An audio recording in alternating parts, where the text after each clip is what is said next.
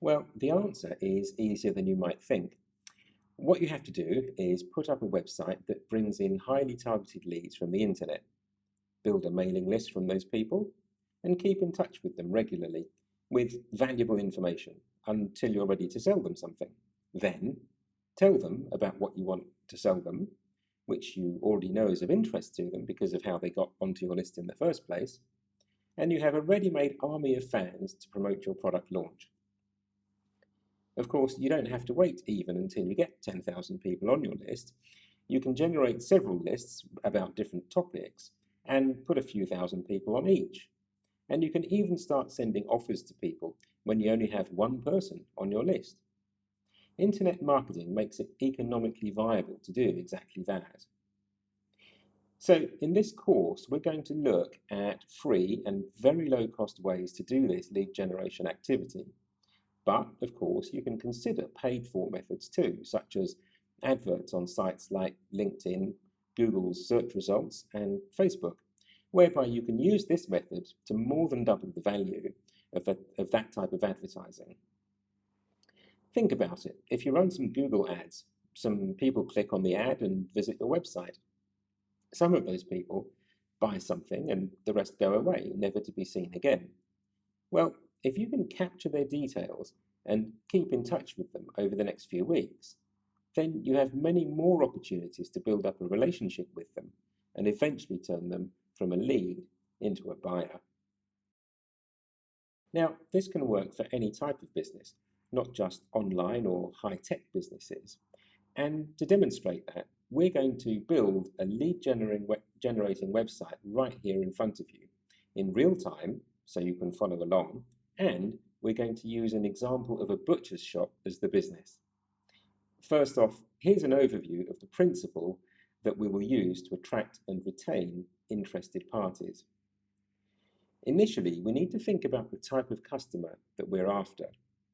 In terms of our butcher's shop, we're looking for people who want to cook meat and who might be in a specific geographical area, since they may have to visit the store. Or, of course, if we set up an online store, then we can sell to a much wider area.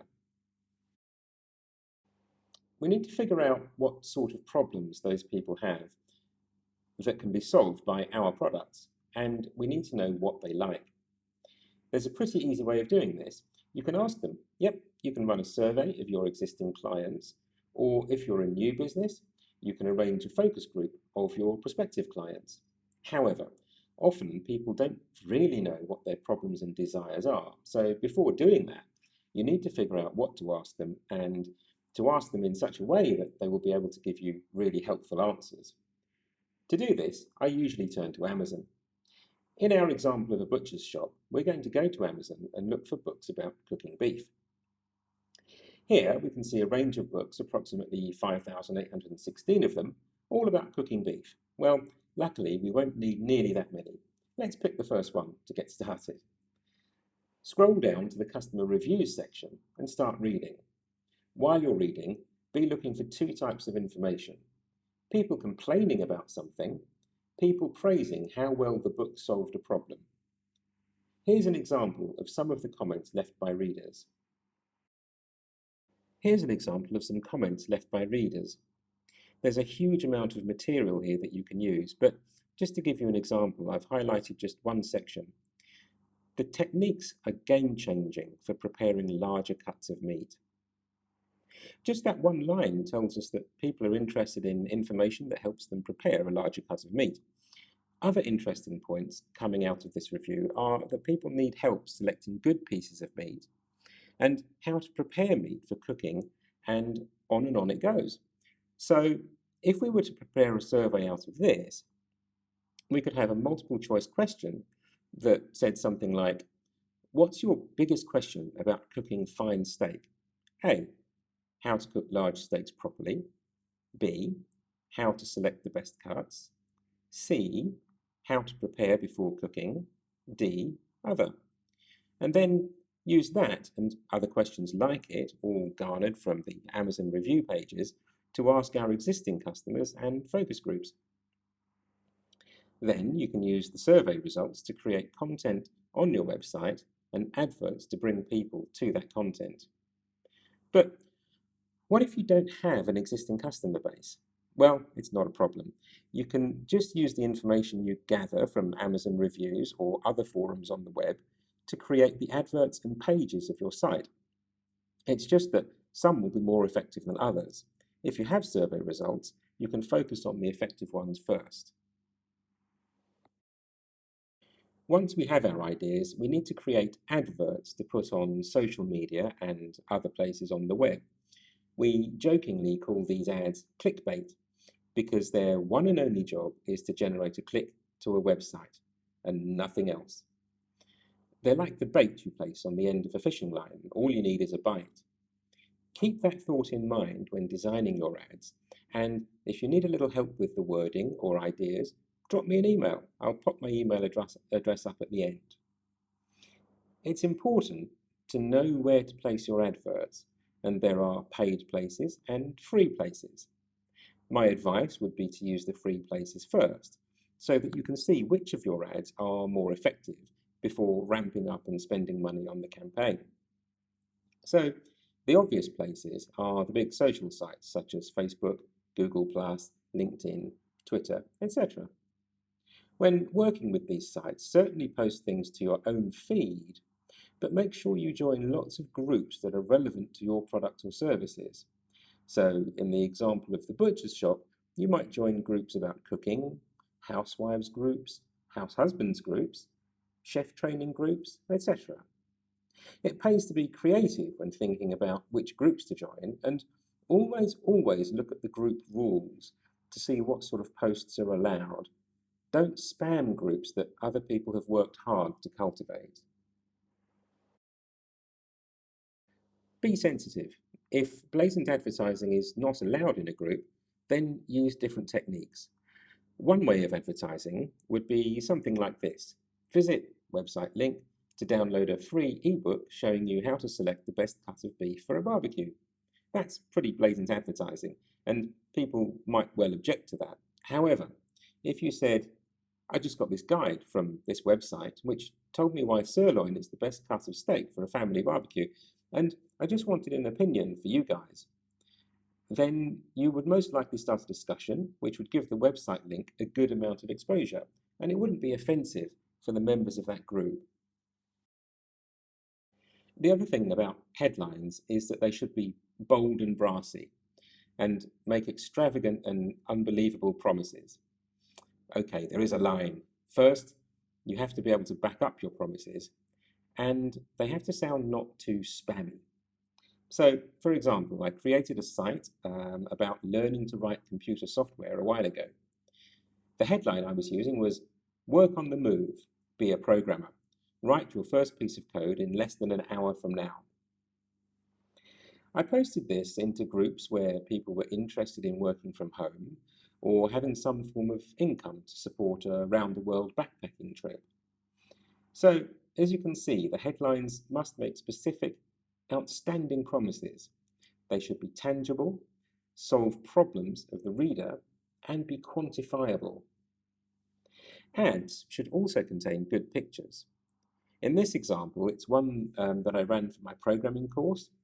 Luckily, I know a few people who don't mind posing for this sort of shot, and I know a little about how to compose a good photo, so I was able to create this myself for little cost. Email me if you want to learn a little about photography and how to take good shots like this. Even just with a smartphone, it really is possible, and if enough people are interested, I might make a training course on it. The next thing we need is a place to take the visitor who clicks on the advert. This should be a page on a website where they will land. Hence, it's called a landing page. We also jokingly call them lead magnets because the job of the landing page is, again, like the advert, absolutely singular. It's to obtain the email address of the visitor. It does this by offering something so amazingly good for such an amazingly low cost that people cannot help but to be attracted. But what is amazingly good to one person is boring to someone else. And as much as we would like to, we can't afford to give away the latest iPhone or MacBook to every visitor. So we have to have something that is cheap to produce, but that offers exceptional value to our visitor. The good news is that we already know what the visitor's problem or key desire is. It's the content of the advert that made them click. In the example of our computer training website, it's a desire to learn to code. So we offer them a free computer coding training course. In the example of our butcher's shop, the advert might be promising foolproof guide to cooking crispy, tasty bacon every time. So that's exactly what the landing page should offer as a lead magnet too. Again, if you need some help thinking up smart ideas for lead magnets, get in touch. We're here to help and very happy to hear from you. Because the landing page's only job is to get the email address out of the visitor, and because the general public are a bit super sensitive about giving out their email addresses and are also a bit lazy, we must make it really super easy for them to give us their email address. Now, luckily, we have a way of doing this. We simply put a one-click button on the web page that lets them register with Facebook or Google Plus or Twitter or some such social network. So all it takes for the visitor to get the solution to the problem that they came to your site to learn is a click on a single button. No typing, no giving of personal information, nothing. This is how it looks on a web page. We also add a couple of other ways for people to register. One is a strip along the bottom of the site that stays visible at all times unless the user actively switches it off. The strip makes an offer and invites them to register with their email address. Not everybody wants to use a social network. Finally, we employ an exit pop-up. This is a window that suddenly appears over the main website screen when the user moves their mouse away from the website. Here is an example of those. This is basically your last chance to capture the email address as the visitor is about to go away, but it's surprisingly effective. In all cases, the user's email address is added to a database inside our WordPress site, and it's automatically added to our automated mailing system, MailChimp. When someone registers from a social network, we have the added bonus of capturing their social network profile, like their Facebook profile, for example, so we can go and have a look at who our visitors really are and find out information that will be useful when it comes to building future marketing campaigns. A little more on lead magnets. You can make them yourself, such as ebooks, tutorial videos, checklists, templates, guides, etc. Or you can borrow them from other people. There's a plethora of free stuff available on the internet. So let's say you didn't want to make a video about cooking beef. Then you could go over to YouTube, search for some excellent videos on the subject, and then when the visitor registers on your site, you simply redirect them to the YouTube video. Now, some people may consider this a cheap trick. However, if your ads are attracting people with specific problems, and you have done some research to find a few good videos that really do address those needs, then you've contributed to the value chain. You've helped the visitor find something that they were looking for, and they'll appreciate you for doing that. The next step of the process is to build trust with your new subscriber, because only when they trust you will they be willing to buy from you. Have you ever heard the term brand awareness advertising? This is the sort of thing that comes from the old days of advertising, when companies used to run big, regular marketing campaigns on TV, in newspapers, on billboards, and so forth. Think about breakfast cereals. When you walk into a supermarket and browse the shelves of cornflakes, there's one brand that, for British people at least, is the only choice.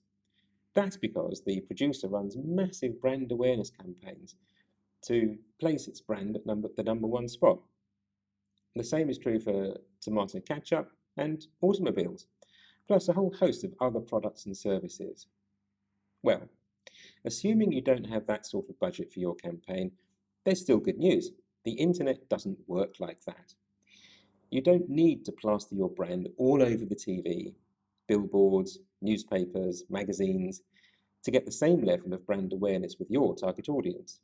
So long as you can get into their inbox with a message that is timely and relevant to them. Of course, now you have their email address, you can do exactly that. The system we're going to show you alongside WordPress is called MailChimp, and it will automatically send out emails to everyone who joins your list in a sequence. Plus, it can even do that based on how they joined your list. So, if someone joins you because their primary interest is in domestic cooking, then you can have MailChimp send them emails relevant to that. And if they joined because they have an interest in commercial restaurant cooking, then they can be sent emails around that subject. Thus, the emails they receive are relevant to them, and they're more likely to pay attention. Naturally, for each type of person that you want to advertise to, you should set up a sequence of emails that gives them valuable information. They may have started with the How to Select Beef ebook, so then you may send them cooking tips, recipes, kitchen equipment tips, and reviews, etc., all on a regular basis, spread out over time. Inside the sequence of emails, you occasionally drop in a message about some product that you want to sell them. Maybe you promote a recipe that uses prime ribeye, or you accompany this with an offer for that type of meat. This relevant information keeps your brand front and center with your audience. One member at a time. When it comes time for them to buy, they already trust you, they've heard of you, and they know you're a reliable source of valuable information. Now, who wouldn't buy from a company like that? So let's get on with it and crack on with setting up our WordPress site in exactly the right way to create all the functionality necessary to drive the leads that this type of online business is founded on. We're here to help you all the way. If you have any questions about content, advertising, if you need inspiration, technical help, or anything, just drop me an email on info@instantprogrammer.com. Now, we're going to move into the building the site, and I encourage you to follow along. You can either use the example content for the site, just like I have, or you can use content that represents your own business. It's up to you, but this material is best learned by doing. You'll need web hosting for your WordPress site. If you already have some, then that's great. If not, then I strongly recommend the hosting plans at SiteGround for super fast WordPress hosting with excellent technical support. Finally, don't forget, check out the address on screen and download your free PDF page creation checklist, which also contains all the links you need for hosting and other related services.